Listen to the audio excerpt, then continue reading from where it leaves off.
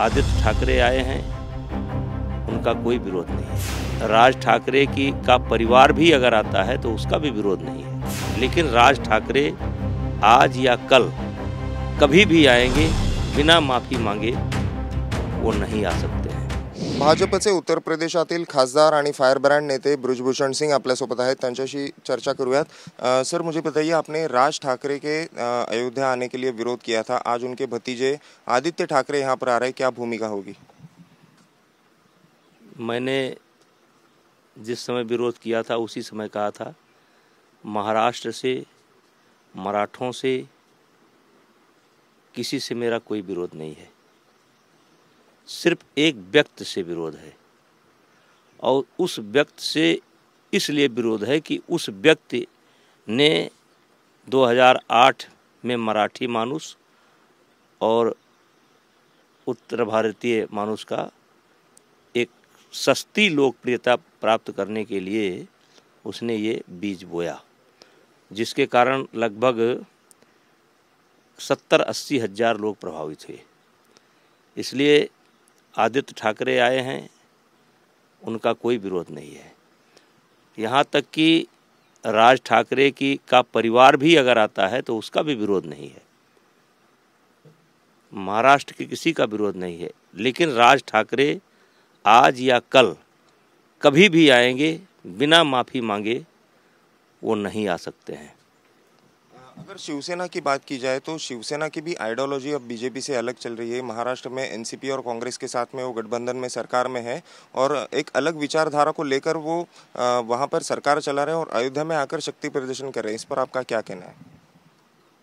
देखिए, हमारे देश के अंदर लोकतंत्र है। लोकतंत्र में हर प्रकार की विचारधारा है, हर प्रकार की विचारधारा चलेगी।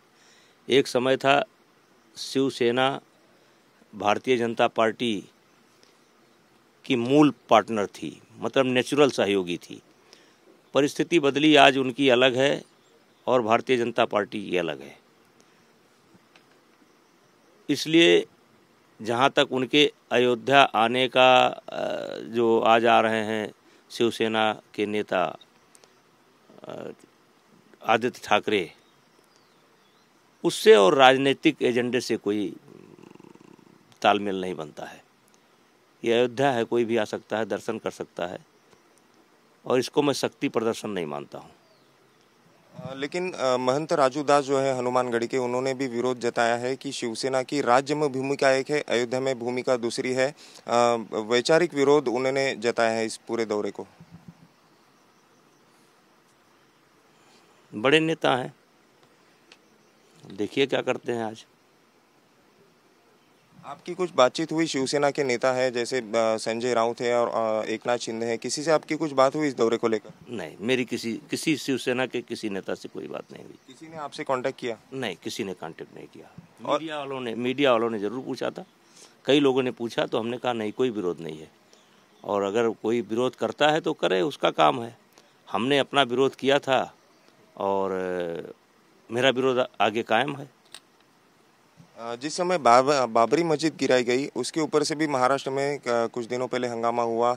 बीजेपी का कहना था कि हमने गिराई, शिवसेना का कहना था हमने गिराई। आप इस पूरे आंदोलन से कई सालों से जुड़े हैं, आपने क्या देखा था उस समय? शिवसेना यहाँ पर थी या नहीं थी? देखिए, मैं उस आंदोलन का बड़े लंबे समय से गवाह हूँ, और जिस समय विवादित ढांचा गिराया गया उसके पहले भी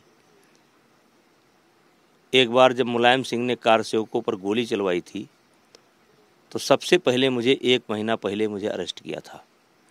और जिस दिन ये विवादित ढांचा ढाया गया, उस दिन भी, या उस कह लीजिए कि लगातार 1 महीने पहले से लगभग सुबह 8 बजे से रात 10 बजे तक, 11 बजे तक हम वहाँ पर रहते थे। ये सारा माजरा मेरे सामने हुआ है, और इसमें भी सीबीआई ने सबसे पहले मेरे को ही अरेस्ट किया था। जो 42 लोग मुलजिम बने, 40-42 लोग, इसमें सबसे पहले अरेस्ट सीबीआई ने मेरी की थी। मैं बहुत गारंटी के साथ कह सकता हूं कि उस समय शिवसेना का एक भी व्यक्ति वहां पर मौजूद नहीं था। आप ये जिम्मेदारी से कह रहे हैं? बहुत जिम्मेदारी के साथ, बहुत जिम्मेदारी के साथ। अब जैसे हो सकता है कि कोई ऐसा शिव सैनिक हो, साउथ का हो, जिसको हम ना पहचानते हों, लेकिन उनका कोई लीडर नहीं था। यहाँ तक उस समय उनके शिवसेना के प्रदेश अध्यक्ष पवन पांडे होते थे, जो मेरे छोटे भाई की तरह है। उस दिन वो भी नहीं था, दूसरे दिन आकर के उसने फ़ोटो खिंचवाया था।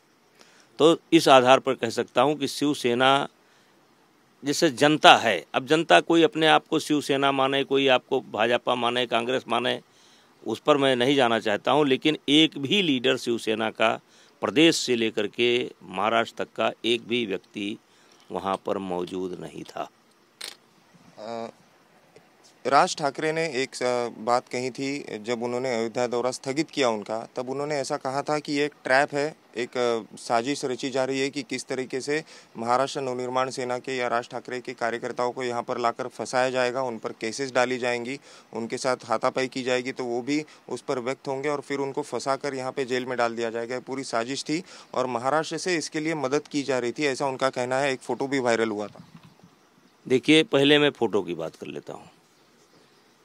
मैं भारतीय कुश्ती संघ का अध्यक्ष हूँ। महाराष्ट्र कुश्ती संघ के शरद पवार संरक्षक हैं